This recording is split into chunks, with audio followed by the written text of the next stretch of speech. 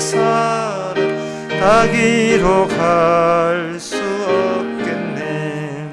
하나님의 크신 사랑 어찌 닿았을까. 저 하늘 높이 서도 채우지 못하리. 하나님 크신 사랑은 정량 다 못하면 영원히 변치 않는 성도여 찬양하세. 다같이 묵도하심으로 낮 예배를 하나님께 드리겠습니다.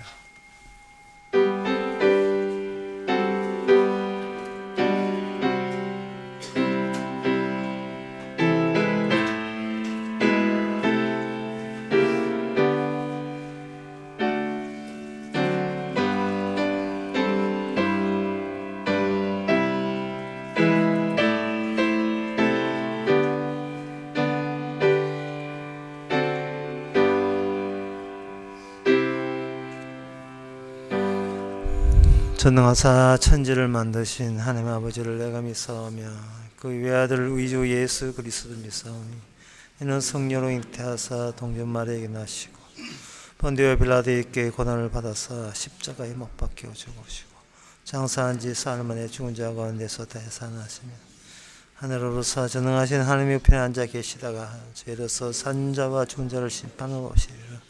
성령을 믿사오며 거룩한 공예와 성도와 서로 통하는 것과 죄를 사하여 주시는 것과 몸이 다시 사는 것과 영원히 사는 것을 믿사옵나이다. 아멘. 여호와여 내 기도를 들으시며 내 간구에 귀를 기울이소서. 주의 진실과 의로 내게 응답하소서. 주의 종에게 심판을 행치 마소서. 주의 목전에 의로운 인생이 하나도 없나이다. 하나님의 아버지, 주의 목전에 의로운 인생이 하나도 없기에 주께서 심판하지 말라고 당부하는 이 복음적 관계가 저희들의 관계가 되게 하여 주시옵소서. 예수님의 이름으로 기도합니다. 아멘. 교동문 4번입니다.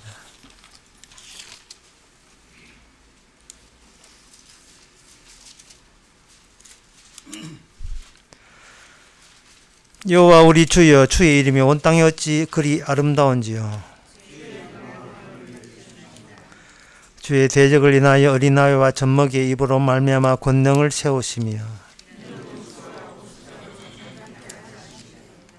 주의 손가락으로 만드신 주의 하늘과 사람이 무엇이간데 주께서 저를 생각하시며 저를 천사보다 조금 못하게 하시고 주의 손으로 만드신 것을 다스리게 하시고 만물을 그 발에 두셨으니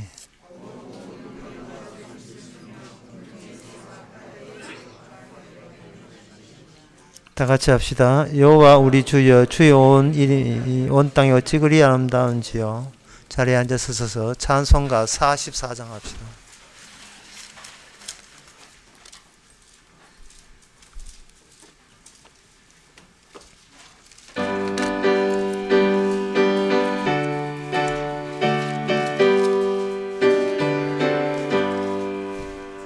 찬송하는 소리 있어 사람 기뻐하도다. 하늘 아버지의 이름 거룩거룩합니다. 천하 사람 찬양하자.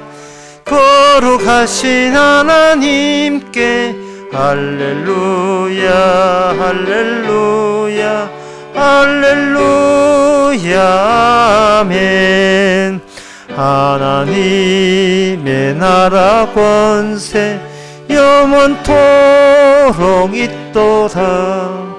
하나님의 영광 나라 거룩거룩합니다. 하늘 보좌 계신 주님 세상 주관하시도다.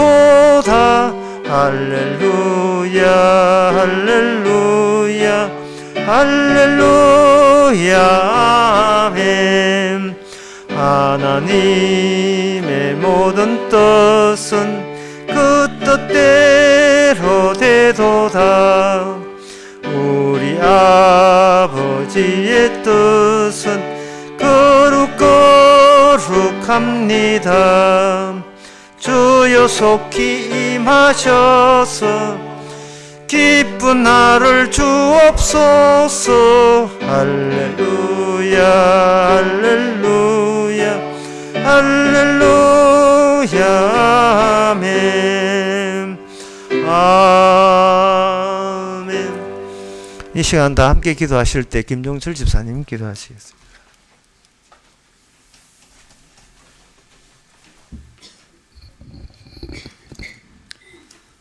하나님 아버지, 하나님이 정하신 대로 이 세상은 처음부터 어두움이요 저주와 어두움에서 예수님이 십자가에서 대속하심이 하나님의 뜻임을 알게 하시고 오늘 항상 기뻐하라 제목으로 선포되는 말씀이 저주와 어두움의 종이 되어 생존과 본능이 전부인 저희들에게 결코 정죄함이 없다는 다 이루심에 십자가의 주 안에서 있음을 확인하는 시간 되게 하여 주시옵소서. 예수님 이름으로 기도드립니다. 아멘.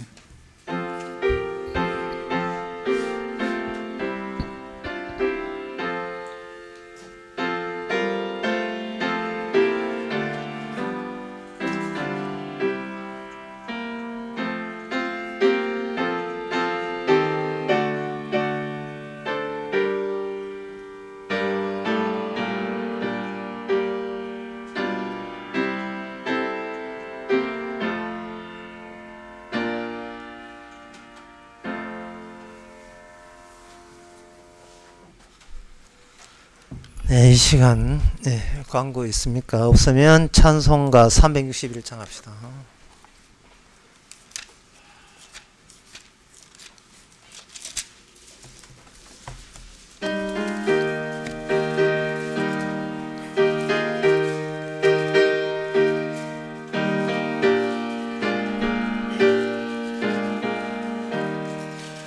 주의 주실 화평 믿음 얻기 위해 너는 정성껏 기도했나. 주의 제단 앞에 모두 바치기 전 복을 받을 줄 생각 마라. 주의 제단에 산제사 드린 후에 주 내 맘을 주장하여 주의 뜻을 따라 그와 동행하며 영생 복락을 주의 밝은 빛에 항상 활동하며 선한 사업을 힘쓰겠나. 자유 얻으려면 주의 뜻을 좇아 너의 모든 것 희생 마라. 주의 제단에 산제사 드린 후에 주 내 맘을 주장하여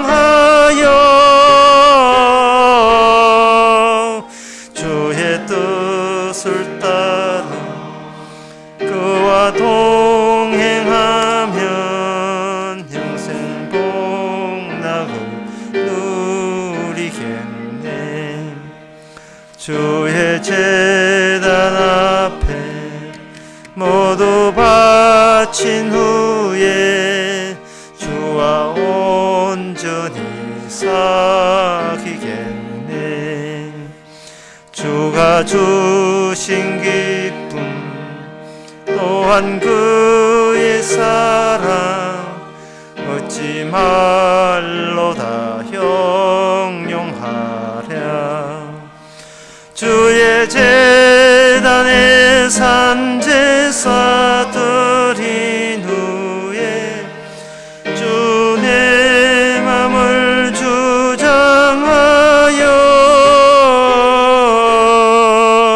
주의 뜻을 따라 그와 동행하며 영생 복락을 누리겠네. 하나님의 말씀은 데살로니가전서 5장 16절입니다. 항상 기뻐하라.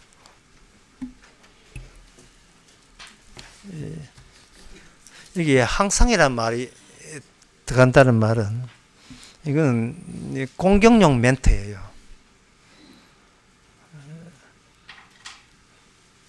왜냐하면 사람은 항상 기뻐할 수가 없는 존재이기 때문에 의도적으로 항상이라는 말을 쓴 겁니다.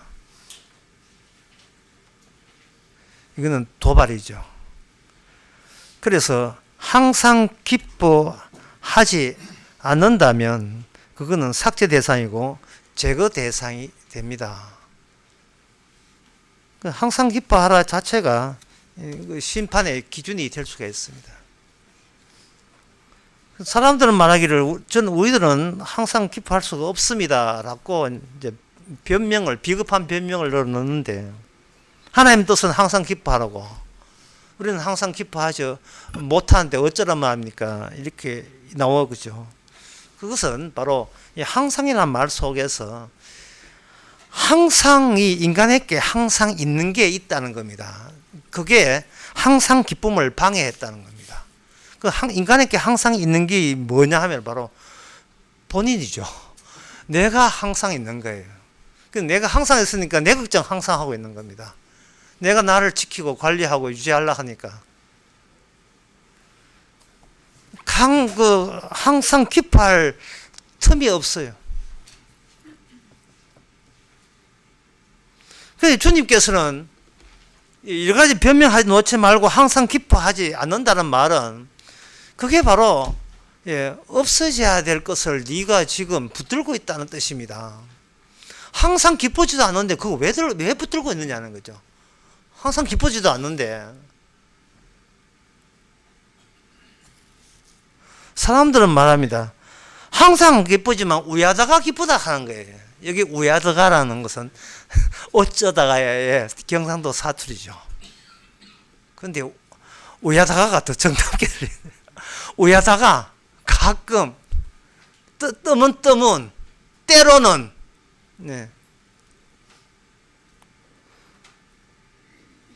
그렇다면 주님께서 우야다가 기쁜 거 뜨문 가끔 기쁜 것 가지고 항상 기쁨에 대해서 이걸 대체하려고 하지 말고 항상 기뻐하라 앞에서 비로소 내가 우야다가 기쁜 것은 이것은 하나님께서 인정하지 않는 존재라 하는 것을 받아들여야 돼요. 가끔 기쁜 것은 이게 하나님이 원하는 하나님의 사람이 아니라는 것을 우리가 받아들여야 되는 겁니다. 그렇다면 이 항상 기뻐하는 것은 이 말씀은 우리에게 그 항상을 어쩌다가 기쁜 거 말고 항상 기뻐하라를 네가 발휘할 수 없다면 그 항상을 방해하는 요소가 네 속에 있다는 거예요. 네 속에. 그러니까 너를 그냥 근성근성 지킬 생각하지 말고 이걸 쪼개버라는 겁니다. 우리 자신을 쪼개버리면 항상 기뻐하라에 반하고 저지하고 방해 놓는 그런 요소가 눈에 내가 들어올 것이다. 하나님의 기준은 항상 기뻐하는 거예요. 땀은 기뻐하는 거 아닙니다. 어쩌다 기뻐하는 거 아니에요.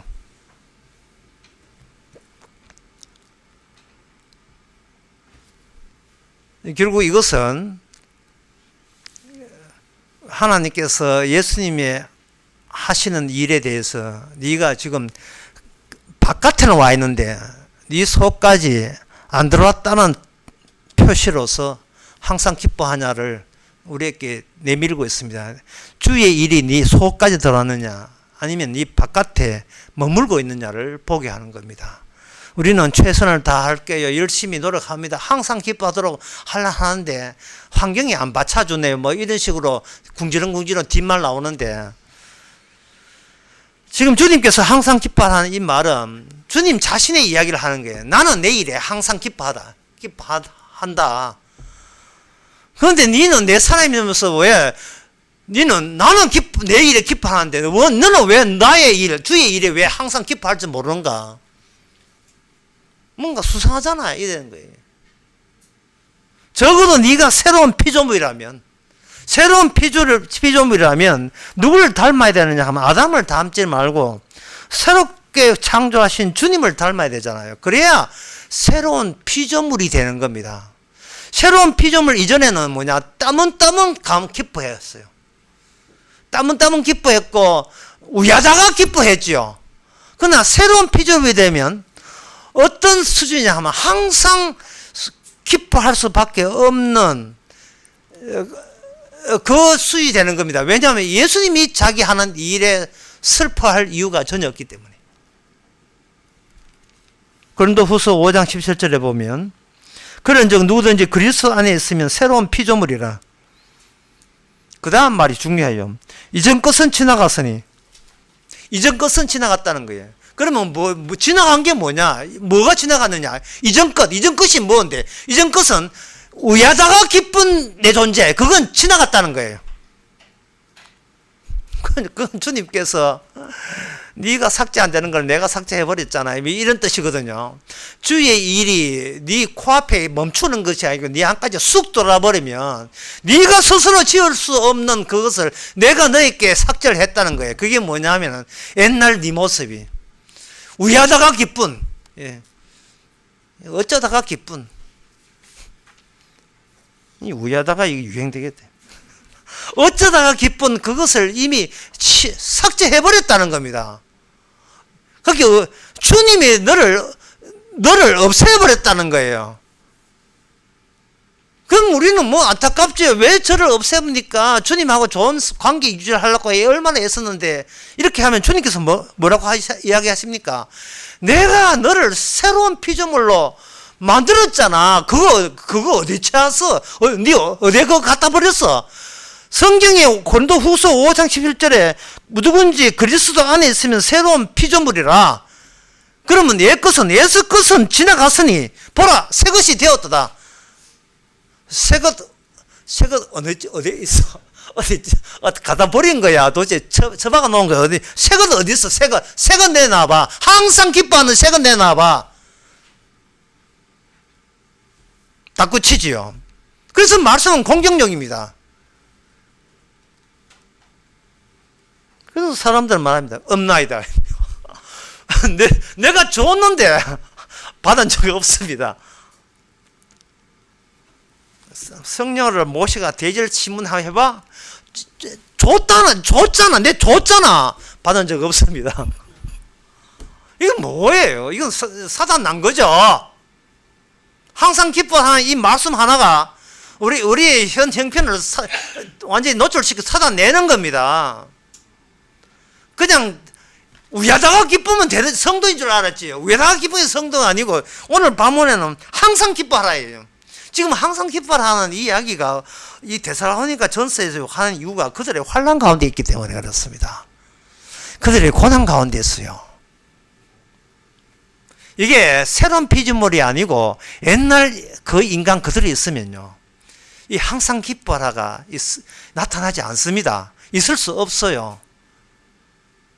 옛날 피조물 그들이 있다면 항상 짜증하라 하면 아멘 갑니다. 항상 하나님께 원망하라 하면 아멘 이렇게 해요. 왜? 그게 옛날 인간의 한계이기 때문에 그렇습니다. 인간의 모든 생각은 어떤 한계치를 갖고 있어요. 한계치 안에서 인간은 생각하고 그 한계치 너머를 생각을 못합니다. 옛사람이 그들이 있으면 옛사람 넘어서 새로운 피조물에 대해서 생각할 줄을 몰라요.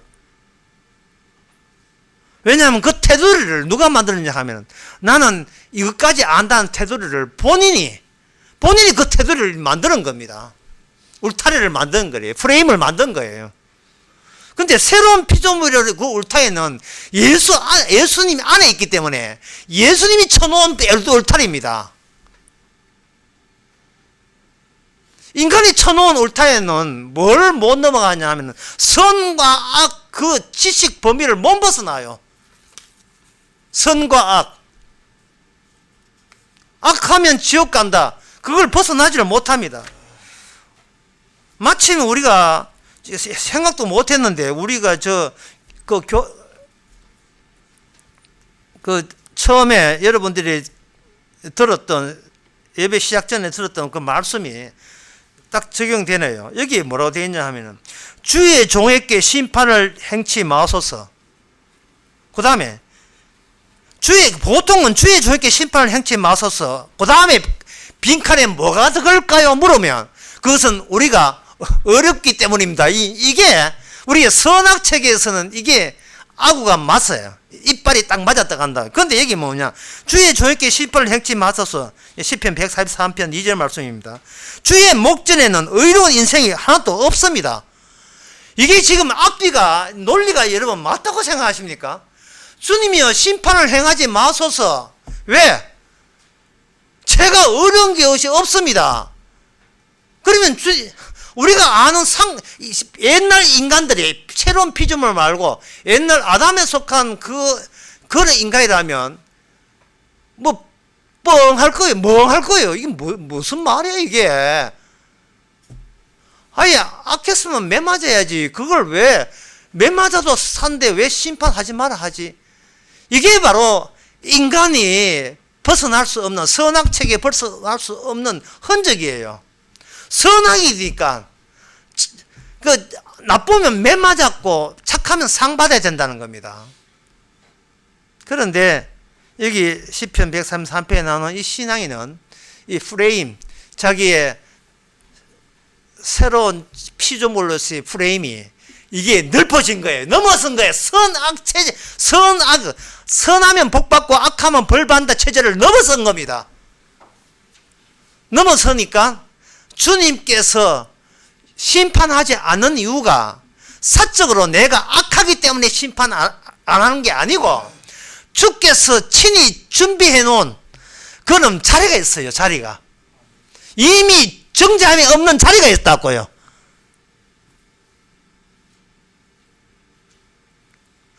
그 자리에는 그 자리에 있는 자들은 누구든지 한결같이 고백하는 게 있습니다. 주의 눈앞에서, 목재이니까 주의 눈앞에서 의로운 인간은 하나도 없습니다. 너도 그래? 나도 그래. 나도 그래. 전부 다 똑같은 고백을 해요.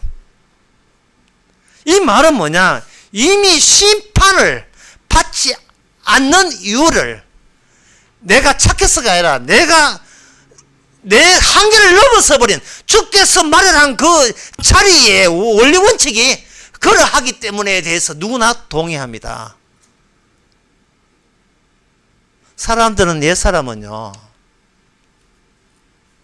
흔히 하잖아. 돌 따에도 두드려 보고 걷는다고요. 옛사람의 특징이 그거예요. 경솔한 짓을 안 하겠다는 겁니다. 내한테 실수 없는 짓을 안 하겠다. 실수가 되는 짓을 안 하겠다는 거예요. 그러니까 기뻐할 것도 기뻐할 것만 골라서 기뻐했다는 거예요. 그런데 여기 오늘 본문처럼 항상 기뻐하라 하니까 옛사람과 옛사람, 새사람이 되지 못하는 사람은 불뚝 성질 내지요. 우뚝 나오는 게 아무것도 일어나지 않는데 무슨 수로 기뻐합니까? 여러분 하루하루 사는 게 아무 일도 일어나지 않아요. 루틴대로 패턴대로 살기 아무 일도 일어나는데 어떻게 항상 기뻐할 일이 생기냐 말이죠. 그게 이상하게 납득이 되지 않는 거예요. 무슨 기쁠 일이 있어야 기뻐하지. 아무 일이 없는데 무슨 수로 항상 기뻐라. 이거 엇박지르는 소리밖에 안 되거든요. 무슨 수로 항상 기뻐합니까? 아무 일도 안 일어났는데. 그러니까 이게 항상 기뻐하다가 얼마나 도발적이고 우리를 공격하는 이야기인지 몰라요. 어떤 코미디언한테 그런 이야기 했다고요. 다른 어떤 그저 예인 선배가 니는 왜 그 사람 결혼식 하는데 왜 참석을 안 해? 이렇게 하니까 그 코미디언 조세호는 코미디언 하는 말이에요. 모르는데 어떻게 참석해요? 이게 복음 아닙니까? 네가 천국에 대해서 기쁘지 천국을 모르는데 내가 어떻게 기뻐합니까? 네 구원 받는데 안 기뻐? 저는 구원에 관심도 없는데 내가 어떻게 기뻐해요? 정말 복음적이에요.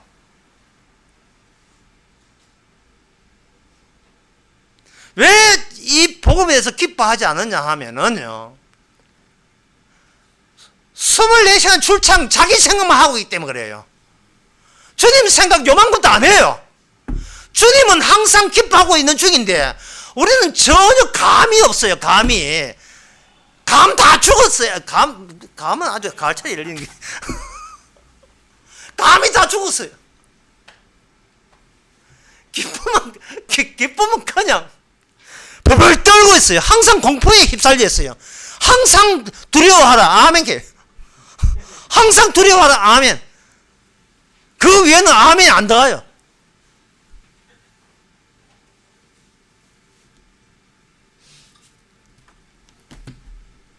인간은 얼마나 자기 문제에 조심스러운지. 매사가 그냥 주식 투자해놓고 그 추이를 바라보는 심정이에요. 모든 게. 올라야 돼. 내려가면 안 되는데 올라야 될 텐데 목돈 이어놨는데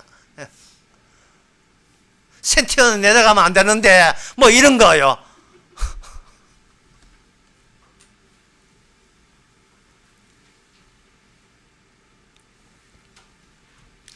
그래서 이 항상에는 이 사도 바울에 대해서 정말 옛사람은 사도 바울에게 욕하고 싶어요. 지금 여러분 내보고 욕하고 싶죠. 아니, 근데 지금 사도 바울 보고 욕하세요. 사도 바울 욕하는 것은 결국 예수님 보고 욕하는 거고, 예수님 욕하는 건 하나님 욕하는 거예요. 인간은 하나님을 노골적으로 욕 못해서 화가 나 있어요. 왜 내 인생을 왜 이따구로 만들었습니까? 내가 인간성 좋으니까 교회 나와주는 거예요. 그러니까 인간은 항상 기뻐하는 이 극단은요, 선악체를 갖고 있는 인간에게는 건물이에요. 인간은 뭐냐? 극단이 아니고 균형이에요. 균형. 인간은 균형 맞춰 사는 것이 이게 옳은 인생이라고 여기는 겁니다.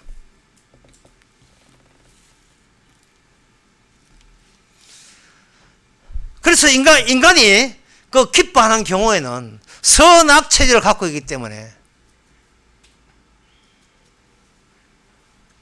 내 선악 중에서 자기는 자꾸 선한 편에 설려고 하거든요. 그냥 내가 선하고 복받을 만하고 이러한 증거들을 주신다면 나는 거기에만 우회하다가 기뻐하겠다. 이렇게 나와요. 그 개구쟁이들 엄마가 애 키운다고 아들 키운다고 애 먹잖아요. 특히 딸보다 아들 키울 때 힘들 거예요. 목욕시킨다고 집에서 목욕 한다고 오빠 강제로 빗기면 뭐라 하는 줄 아요? 엄마 나빠! 이렇게 해요. 엄마 나빠. 오늘 본문에서 사도 바울이 항상 기뻐하라 하면 사도 바울 나빠! 이게 예산의 본심이 툭 튀어나와 버리는 겁니다. 툭 쑤시니까 예산이 푹 튀어나와 봐요. 나빠! 우야다가 기뻐하는 건 인정하겠는데 항상 기뻐하라. 그건 사도 바울 나빠! 예. 그건 너무 극단적이야. 이렇게 되듭니다.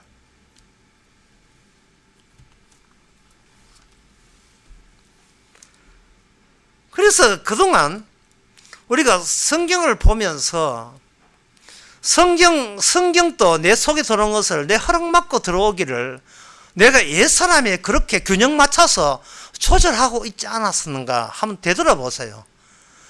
나는 선악 정도 균형은 내가 알아서 할 수준이 되고 능력이 있다는 거예요. 그러니까 하나님께서 말씀만 주신다면 내가 사정 봐서 말씀 더 들을 때 있고 안 들을 때 있고 그건 내가 알아서 하겠다는 겁니다.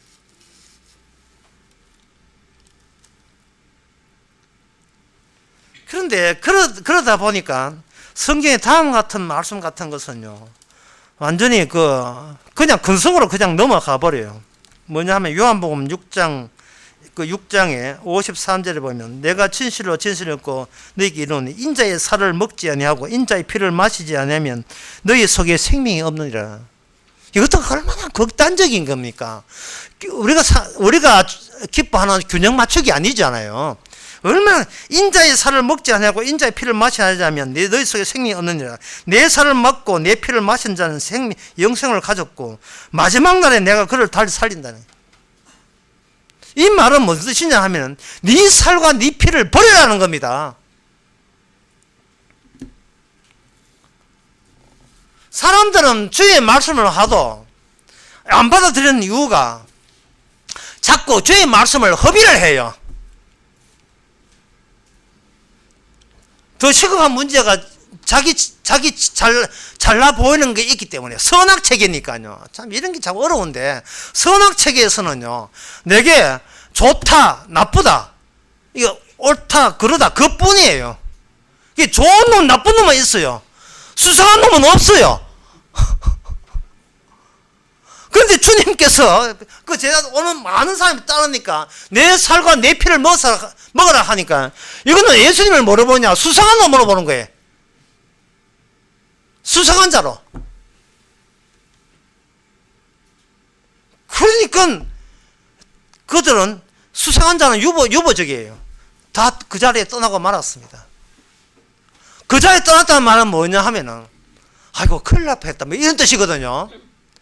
그러니까 인간은 선악체제는 뭐냐 하면은 항상 자기 말씀을 듣든 뭘 듣든 그 말씀 언제든지 자기 자신으로 돌아갈 여지를 남기고 외부적인 것을 받아들이는 겁니다. 이 성경 자체가 예수님이 어떤 십자가 부활을 해도 어디까지나 옛사람한테는 그게 외부적인 거예요. 내 허락 없이는 내 안에 못 들어온 요소라고 보는 겁니다. 50, 60은 교회도 마찬가지예요. 어디 내 허락도 없이 내 안에 들어와 이런 거예요. 그러니까 우야다가 기쁜 것도 내가 알아서 하겠다는 거예요. 항상 기뻐함이 들어버리면 나는 바보 병신 된다는 겁니다. 뭐 그래 기쁜 일이 있다고 아무 일도 없는데. 지금 요구하는 것은 항상 기뻐하는 거고 실제 현실을 살아가면서 내가 느끼는 기쁨은 어쩌다가 기쁜 거예요. 어쩌다가 두 달에 한 번이라도 주식 확 오를 때라도 이런 거 보너스 받을 때는 어쩌다가 기쁜 거예요. 어쩌다가 과속했는데 안 걸렸을 때 이런 거예요. 어쩌다가 기쁜 거예요. 나를 선하다, 나는 훌륭하다, 나는 복받을 만하다, 너는 대단하다, 그걸 누가 칭찬해주는 그것만 골라서 나에게 기쁨이 되는 겁니다. 그게 옛사람이 자기 관리하는 방법이거든요. 바로 그 이야기는 요한복음 19장에 나오는 부자 청년이 바로 그 오류를 계속해서 사는 평생 동안 그 오류를 범하고 있었던 겁니다. 그는 자기가 자기를 기쁘게 하면서 뭐라고 하냐면 예수님 앞에 나와서 제가 어릴 때부터 십계명을 다 지켰습니다. 이 누구 좋아하라고 지키는 겁니까? 십계명이 괜찮아 보여서 그리고 그 지키는 방법이 내한테 나의 값을 올리고 나의 가치를 키워준다고 생각해가지고 그래서 십계명을 지킨 거예요. 그러니까 예수님께서 하신 말씀이 뭐냐 하면 19장 21절에 너가 진짜 온전하다면 내 소유를 팔아 가난한 자에게 주고 그리하면 하늘의 보화가 내게 있으리라 하니까 그 소리를 듣고 청년이 재물이 많음으로 말씀을 듣고 근심하게 가더라. 그 청년이 재물 많다는 것을 본인이 나타난 적이 없습니다. 그거는 고개 숨겨놓은 거예요. 그러니까 이 말씀은 뭐냐 하면 뭐든 네가 포기하고 싶은 것을 네가 찾아봐라는 이야기예요. 이 말씀이. 인간은 안 맞으면 내 성이 안 맞으면 허비하지 자기가 포기하지 않습니다. 바깥에 외부적으로 찾아온 것을 갖다 버리지 나 자체를 갖다 버리는 그런 일은 인간에게는 없습니다. 주님의 뜻은 뭐냐? 너를 갖다 버려라. 너를 갖다 외부적이 오거든 그걸 네가 첩합을 해서 이참에 너 자체를 갖다 버려라. 네가 새 사람을 방해한다 이 말, 네가 영생을 방해한다 이 말입니다. 인간은 자기 포기할 줄을 몰라요. 새 사람이 와야 옛 사람이 포기되는 겁니다. 근데 새 사람이 오지 않는 한 포기라는 것은 없습니다. 자꾸 흉내 내기를 해요.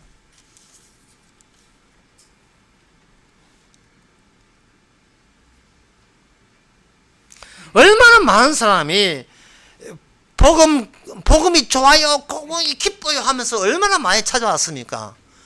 그 사람들 어디 갔습니까? 그 사람들 어디 갔어요? 그 사람들 복음 좋아하는 거 우야다가 기쁜 거예요. 어쩌다가 뭐 우야가다가 훨씬 발음 좋다. 우야다가 기쁜 거예요. 그 사람들 나가면서 이런 핑계 댑니다. 신앙 강도 키워서 오겠습니다. 포기하라니까 포기는 안 하고 신앙 강도를 키우겠다는 거예요. 따지나서 이게 뭐냐면 오뚱이 헌성이에요. 7번 넘어져도 10번 일으키겠다는 겁니다. 그거는 옛 사람들 다 하는 거예요. 옛 사람들 다 하는 거라요. 예? 아까 이야기했지만 돌다리를 두드려보고 건너는 겁니다. 이 근성. 물론 요즘은 그보다 뛰어나요. 돌다리 두드려보고 안 건너요. 그 정도로 아주 철저합니다. 그러나 성도는요, 돌다리 건너가지고 돌다리를 부숴버립니다. 왜? 그쪽으로 안 왔거든요. 진짜 이게 웃을 일인데 위에서 왔거든요.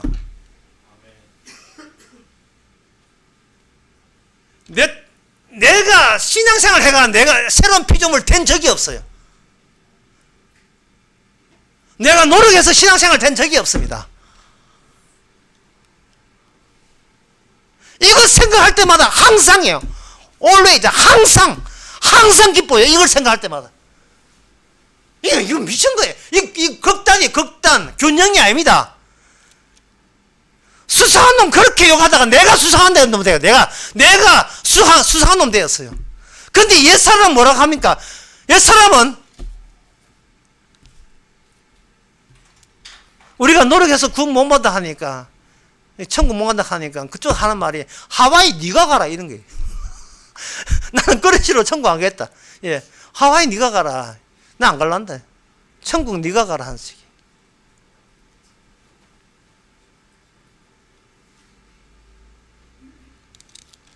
그러면서도 자기 식대로 천국 안 준다고 주님 나빠 이런 거 참만 그 말은 참 못하지요. 교회 나오니까 그냥 꾹 누르고 있지요.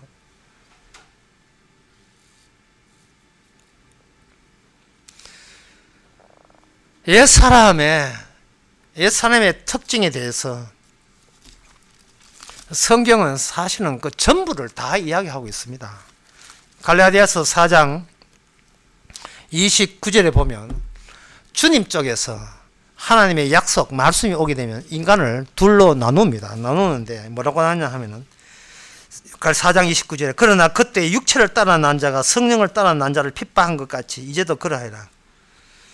그러나 성경이 무엇을 말하는 계집종과 그 아들을 내어 쫓아라. 계집종의 아들은 자유한 여자의 아들로 더불어 유업을 얻지 못한다. 천국에 못 간다는 거예요. 이 말은 뭐냐 하면은 네가 와 너의 옛사람을 네가 왜 안 쫓아내려 하느냐 이 말이에요.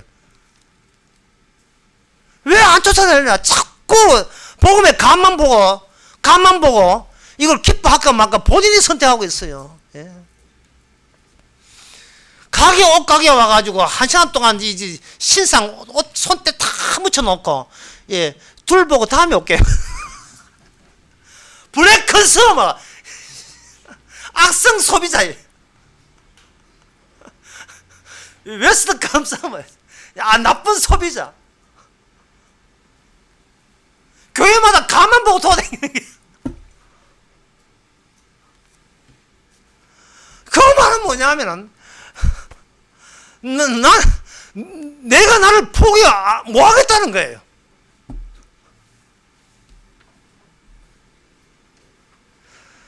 너무 극단적으로 하는 것을 내가 용납 못하겠다는 겁니다. 아니 극단 가보기는 가봤습니까? 뭐가 극단이지? 극단해도 최고의 극단은 예수님 뿐이에요.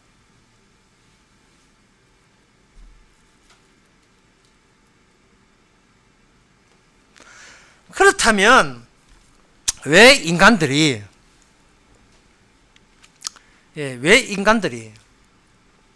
주님 곁을 이렇게 아까 요한복음 6장에서 그 이야기 너무 이상하다. 우리가 생각한 방식 아닌데 내 살과 피는 이거는 안 되죠. 이걸 버려라. 이렇게 내 살과 피를 버려라. 나를 버리라 하니까 이거는 안 되겠다고 떠난 이유가 뭐냐? 그들은 주님과 자기하고 동류, 같은 종류가 아니라는 것을 알게 된 겁니다. 이게 포인트예요. 사람이 왜 복음을 듣고도 안 받아들이냐 하면은 나는 이 종류를 유지하고 싶은 거예요. 새로운 종류의 피조물이 들어온 것을 하나의 모험으로, 그것도 아주 위험한 모험으로 여기는 겁니다.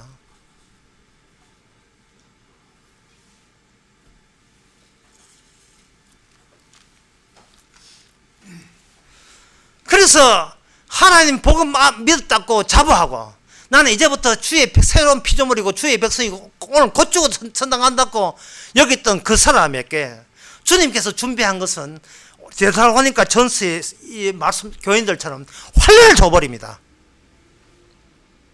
환란을 줘버리면 분명히 자기는 뭐 지식으로 자기 프레임 안에 자기의 테두리 안에 나는 복음을 알았다고 자부했는데 막상 환란이 들어오고 그 환란이 나의 옛사람을 건드리는 건 아니에요.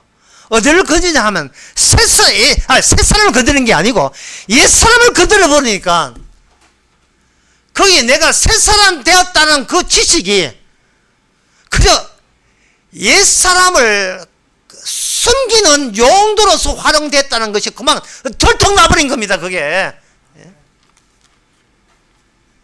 그래서 여기서 뭐가 했냐, 왈칵 울음이 쏟아지죠. 그냥 우는 거예요.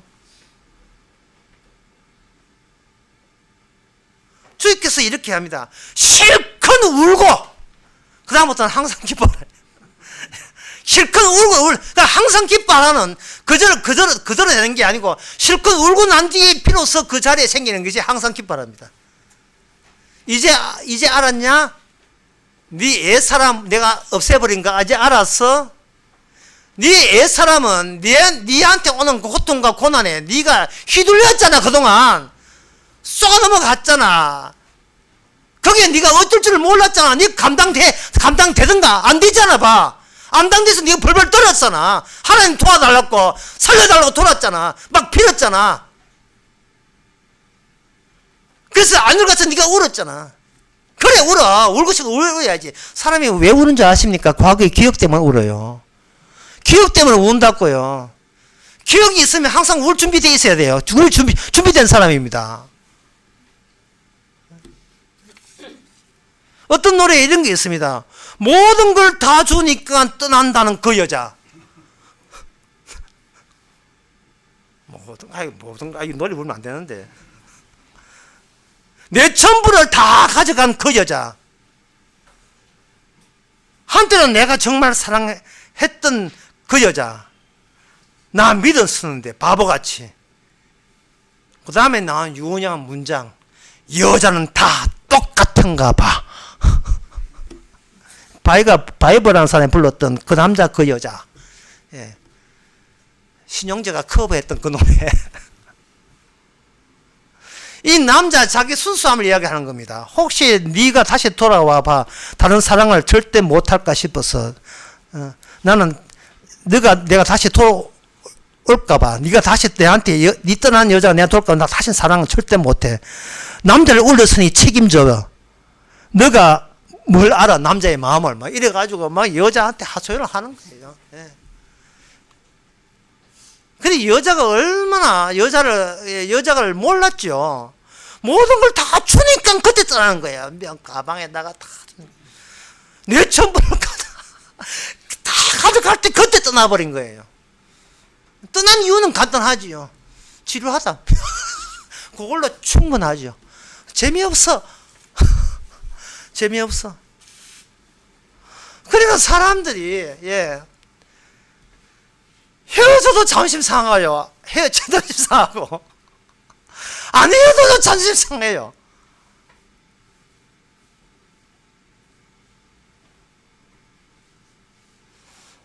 그냥 인간은 그냥 성과 악 사이에 그냥 균형 맞추는 걸로 그것도 아슬아슬하게. 그래서 인간은 어떤 대박 나기를 원하는 겁니다. It's a raining man, 할렐루야. 하늘에서 남자가 막 비처럼 떨어졌으면 좋겠어요. 할렐루야. 우리나라의 유명한 노래 팝송 가운데 할렐루야 당한 게 이 노래 처음이에요. 마구 쏟아주시면 좋겠다. 성경에서는 할렐루야 하세요. 그 성경 그 대목이 있습니다. 놀랍게도. 그게 어디 있느냐 하면 바로 출애굽기 17장 8절에 나옵니다. 지금 이거 여러분 이 말씀 듣고 할렐루야 해야 됩니다. 그 17장 8절에 뭐냐면 때에 아말렉이 이르러 이스라엘과 르비딤에 싸우니라. 모세가 여호수아에게 이르되 우리를 위하여 사람들을 택하여 나가서 아말렉과 싸우다. 내일 내가 하나님의 지팡이로 손을 잡고 이랬어요. 아말렉 군대가 비겁하게 피곤한 이스라엘의 진 끝쪽을 덮쳤어요. 마치 짐승이 양떼를 덮칠 때 제일 뒤쪽에 병든 것 이렇게 연약한 것 그것부터 사냥감으로 삼아 덮치듯이 아말렉이 사냥감으로서 이스라엘을 덮친 겁니다. 덮쳤는데 하나님께서 여호수아를 통해서 산 밑에 나가서 그 아말렉과 전투하라고 이야기하는 거예요. 그게 뭐냐? 옛사람 방식이에요. 적이 왔으니까 싸워야 되지 않습니까? 안 싸우면 누가 다칩니까? 내가 다치는 거예요. 이걸 정확하게 말하면 나의 옛사람이 다치는 거예요.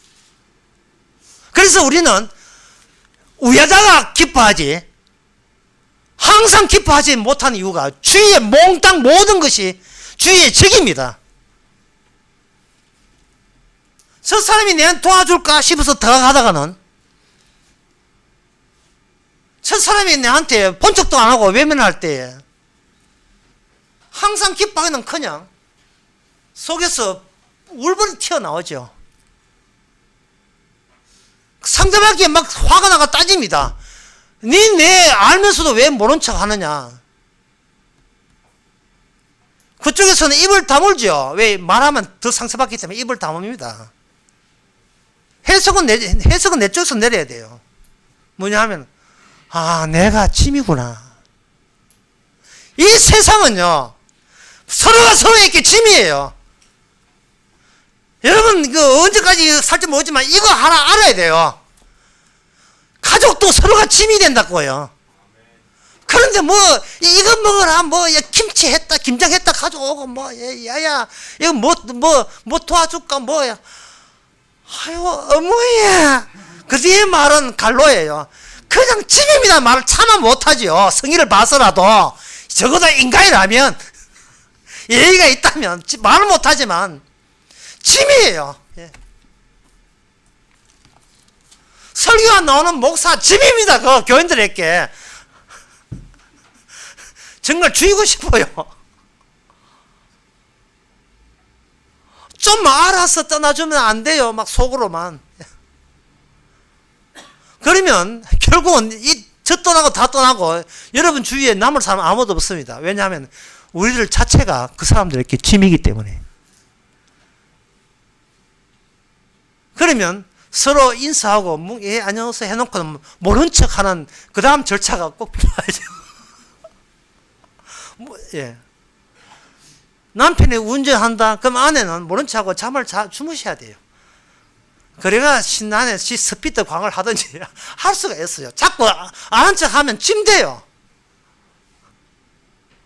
제발 내 혼자 좀 놔둬. 뿌리자 제발. 인간의 본능은 본성 그 하나밖에 없습니다. 뭘 복잡하게 생각합니까? 인간은 어떻게인데 만약에 오뚜기 맞아요, 라면.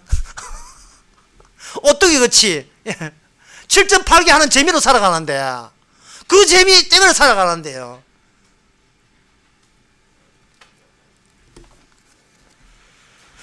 출애굽기 17장 하기 전에, 보면서, 보기 전에, 로마서 9장 33절을 한번 보겠습니다. 거기 보면, 보라, 내가 부딪히는 돌과 거치는 반석을 시온에 두노니, 이 십자가거든요. 주님께서 잔소리 하면서 찾아온 게 아니에요. 주님께서는 십자가로 찾아오시는 겁니다. 앞장서서. 이거는 뭐냐 하면은, 제발 자빠져라는 겁니다. 이게 자빠져서 생각이 깨고, 그리고 너를 일으키지 말라는 거예요.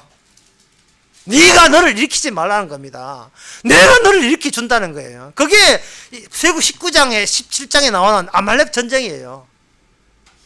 인간은요, 자기가 자기한테 또 전우 같아요. 위로하고 격려하고 부추기 주고 용기 북돋아 주고 이렇게 세우고 연민의 정을 보내고,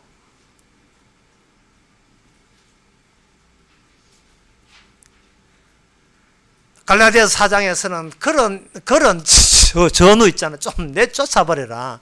왜 그 이유가 뭐냐 하면은, 인간의 몸은 하나님이 만들었기 때문에 만들어진 몸을 관리 못합니다. 하면 안 돼요. 주님 하시는 일 맡기세요. 내가 나를 관리하면 안 돼요.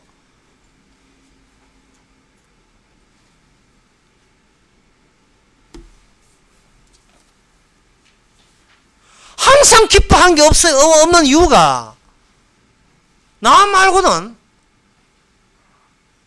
남들이 내보고 치밀하게 해가지고 나를 전부 다 토해서 하니까 나를 말고는 나를 이끌어줄 사람이 없기 때문에 따문따문 감사하고, 뭐 안 그러면 다음날은 찡그리고 있고 이렇게 살아가는 거예요. 출애굽기 17장에 다시 돌아와서, 옛사람은 우리가 익히 아는 방식이에요. 적들이 오니까 이 귀한 나를 지키기 위해서 웃자든 간에, 예, 이것도 경상 어떻게 하든지 라오나 사투리거든요. 웃자든 간에 라오나 어떻게 하든지 지켜야 되지 않습니까? 바보같이 죽을 수는 없지 않습니까? 그래서 여호수아가 전쟁에 났습니다. 사람들이 아는 그 프레임, 인간이 알고 있는 옛사람의 프레임은 그까지예요. 그런데 하나님께서 모세 보고 모든 사람이 다 지켜보는 대로 올라가라고 합니다. 그게 산꼭대기예요. 산꼭대기에 올라가는데 모세한테는 칼도 없고 창도 없고 그딴 거 필요 없어요. 아무것도 필요 없어요. 그냥 올라갑니다. 왜 올라가는지. 자, 백성들 입장에서는 산 밑에서 아말렉 전쟁과의 수비하기 위해서 전쟁하는, 맹렬하게 전투하는 여호와사 장군의 예성과, 그리고 산 위에 올라간 모세가 하는 행동과 두 가지를 다 보게 하는 거예요. 이스라엘 다 보게. 누구 하나 예 없이 훤히 시야가 다 트이게, 감추지 아니하고 훤히 보이게 하는 겁니다. 마치 십자가를 보라 하는 것처럼, 갈라디아서 3장에서 사도 바울이 십자가를 보라 하는 것처럼 훤히 다 보게 하는 거예요. 봤지요? 보니까 어떤 현상 벌어졌습니까? 이게 전쟁이 조율이 되네요. 희한하게.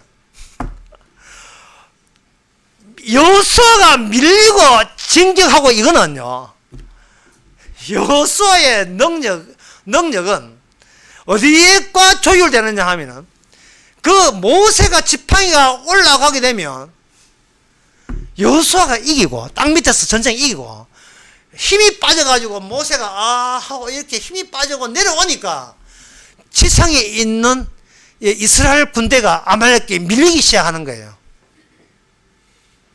그렇다면 이스라엘 백성 입장에서는 어느 쪽에 강점을 두고, 어느 쪽에 에센트를 두고, 어느 쪽에 본질인 것을 두고 그 전쟁을 봐야 됩니까?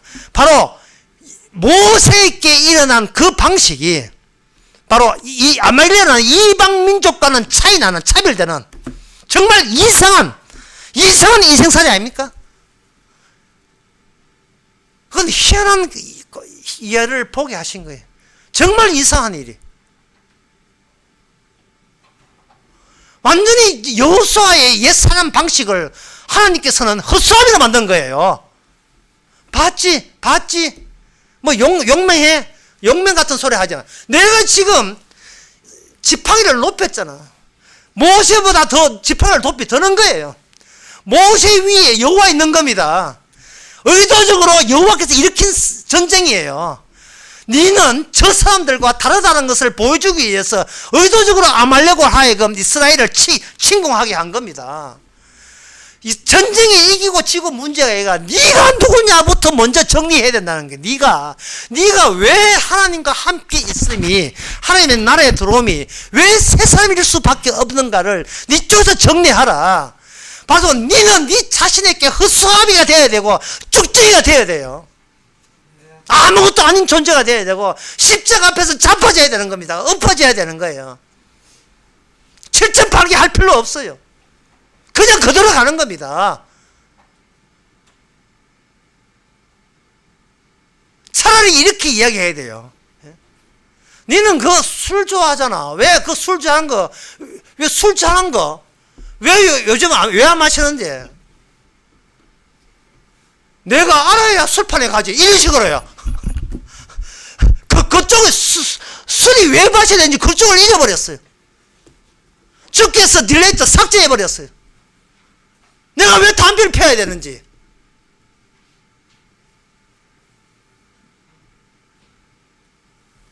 결정적인 것은 그겁니다.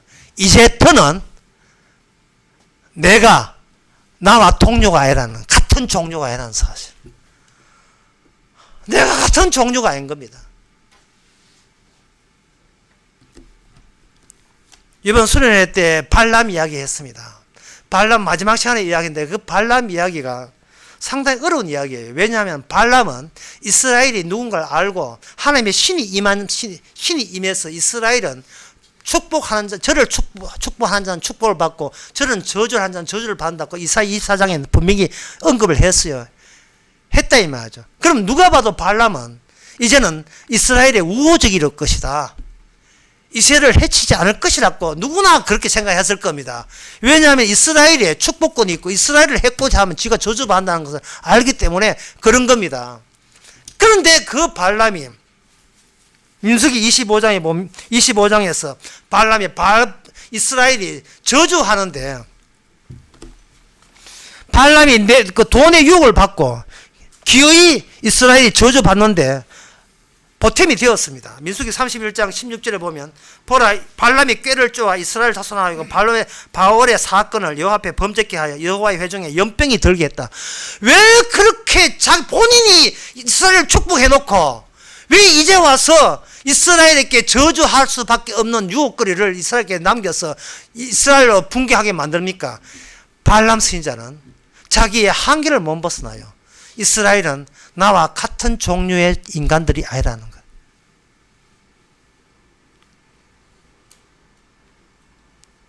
그 발람을 여기 민수기 31장에 보면 모세가 죽여버립니다.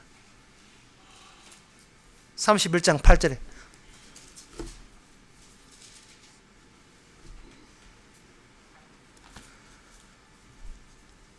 하나님의 진짜 저 사람은 복받을 민족이다 하는 그 복받을 민족한테 발람 자체가 저주받아 죽고 말았어요. 그러면 여기에서 뭐가 등장하느냐, 뭐가 정리할 수 있느냐, 왜 예수님을 떠나는가, 왜 사람들은 십자가 복을 떠나는가, 왜 예수님을 왜 그렇게 이적을 행하고 병을 고치고 사람들에게 구원의 이야기 했건만 왜 떠나는가, 왜 부자 청년은 왜 떠났습니까?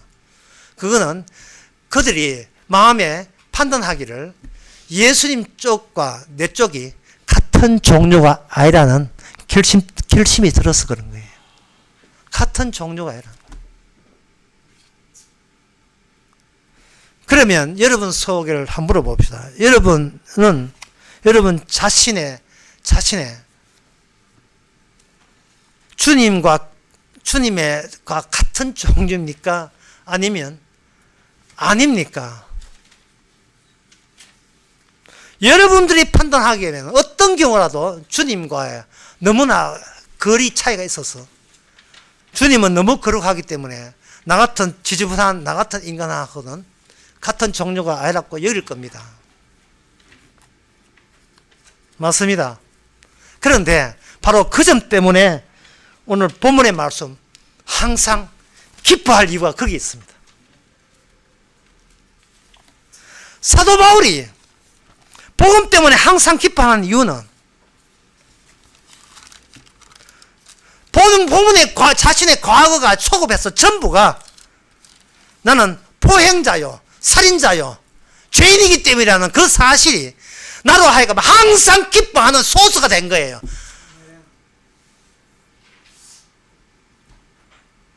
사도 바울은 두 가지가 있습니다. 옛사람과 새사람 둘 다 있어요. 그래서 항상 기뻐할 수밖에 없는 사람입니다. 빌립보서 3장 8절에서 사도 바울이 고백하기를 나는 그동안 나를 지키고자 나를 개선하고자 했던 그 모든 것을 이제는 배설물로 여긴다 했습니다. 그러니까 내 입에서 나오는 내 모든 행동에서 나오는 이 모든 것이 더러워라 하고 아주 흔쾌히 기쁨으로 아낌없이 보낼 수 있는 쫓아낼 수 있는 그런 배설물이 내가 죽을 때까지 계속 쏟아진다는 거. 그걸 보고 사도 바울은 항상 아니 기뻐할 수가 없어요. 늘 기뻐하지 않을 수밖에 없습니다. 그걸 여러분 이렇게 한번 적용시켜보세요. 자식 꼬라지 보니 이거 기뻐하지 않을 수밖에 없네. 왜? 내 뜻대로 된 적이 없거든. 남편 꼬라지 하고 아내 꼬라지 집구석 꼬라지 하고는 교회 꼬라지 하고는 목사 꼬라지 하고는 모든 게 항상 기뻐할 수밖에 없는 소스예요. 왜냐하면 그때마다 지팡이 나로 하여금 땅 밑에 여호수아의 열내는 그것이 아무것도 아니라는 것을 누가 알려줬겠습니까? 지팡이 없이는 모세 없이는 그걸 어떻게 알았겠어요? 예? 그 자리가 십자가 자리 아닙니까? 왜? 모세는 하나님과 같이 근접한 자리거든요. 예수님은 하나님과 함께 있잖아요. 그 함께 있는 것을 그 십자가의 의미를 이제는 내가 환히 그걸 알게 됐다는 그 사실을 이제부터는 어떤 기쁨이 있느냐. 강의생 같으면 따라 하세요 하고 싶은 생각 드는데 지금 참고 있습니다. 기쁨으로 참습니다. 예? 왜 우리가 기뻐하느냐? 율법을 지키지 못하기 때문에 말씀을 지키지 못한 그 자체가 우리가 항상 기뻐하는 이유입니다. 이 아멘 나와줘야지. 오늘 보면 간단합니다. 항상 기뻐하라. 경직하라는 말이 아닙니다. 항복하라는 말이에요. 어제도 항복했지만 오늘도 항복하라. 매 항상 항복하라. 그게 항복하는 즐거움과 기쁨. 세상 일이, 자식 일이, 남편, 아내, 가정 일이, 사회, 회사 일이 내 마음대로 되는 게 있던가요? 우리는 그 과거의 기억 때문에, 어제의 기억 때문에 오늘 일이 잘못되면 어제 안 이루려고 했잖아요. 그러면 불뚝 서지 또 나온 거예요. 울음이 팍 터지죠. 예? 우는 것은 이놈의 기억이에요. 그렇게 끈질기기 때문에 기억이. 예? 1시간 반 동안 신제품 다 주무렸다는 사람에게 1시간 반 동안 쭈그렸다는 그 기억 때문에 안 싸워 가면 욕 바가지 하고 싶죠. 그러니까 그걸 1시간 반을 생각하지 말고 1.5초로 생각하면 됩니다. 왔다가 그냥 갔다고 생각하면 되겠습니까? 인간의 옛사람은 자신의 옛사람의 기억으로 만들어지고 나의 새사람은 완료된 이미 돌다리를 건너간 구원받은 천국의 기억으로 우리에게 새사람 되게 이끄시는 겁니다.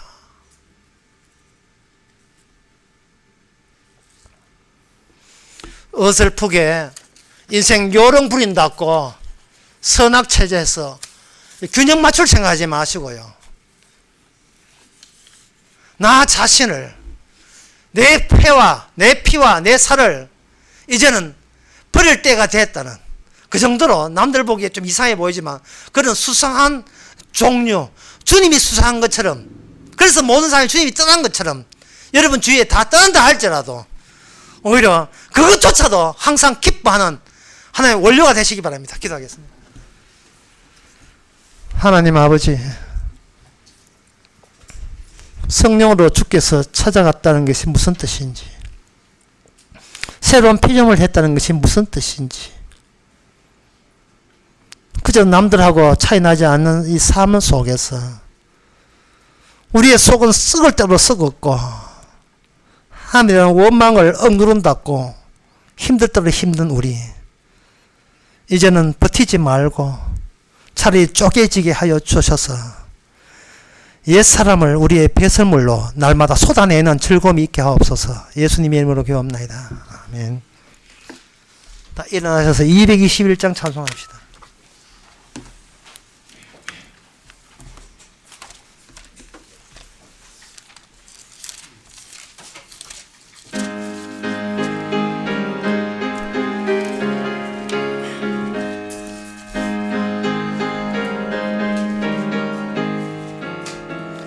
나 가난 복지 귀한 성에 들어가려고 내 중한 짐을 벗어버렸네. 죄 중에 다시 방황할 일 전혀 없으니 저 생명 시냇가에 살겠네. 길이 살겠네. 나 길이 살겠네. 생명 시냇가에 살겠네. 길이 살겠네. 나 길이 살겠네. 저 생명 시냇가에 살겠네. 그 불과 구름 기둥으로 인도하시니 나가는 길이 형통하겠네. 그 요단강을 내가 지금 건넌 후에는 저 생명 시냇가에 살겠네. 길이 살겠네. 나 길이 살겠네. 저 생명 시냇가에 살겠네. 길이 살겠네. 나 길이 살겠네. 저 생명 시냇가에 살겠네. 내 주린 만나로서 먹여주시니 그 양식 내게 생명 되겠네. 이후로 생명 양식주와 함께 먹으며 저 생명 시냇가에 살겠네. 길이 살겠네. 나 길이 살겠네. 저 생명 시냇가에 살겠네. 길이 살겠네. 나 길이 살겠네. 저 생명 시냇가에 살겠네. 기도합시다. 지금은 우리 주 예수 그리스도의 은혜와 하나님의 크신 사랑과 충만하심이 주님과 우리가 같은 통로가 되는 것을 놀라운 기적으로 여기고 감사하고 기뻐하는 모든 성도가 함께 있을지어다. 아멘.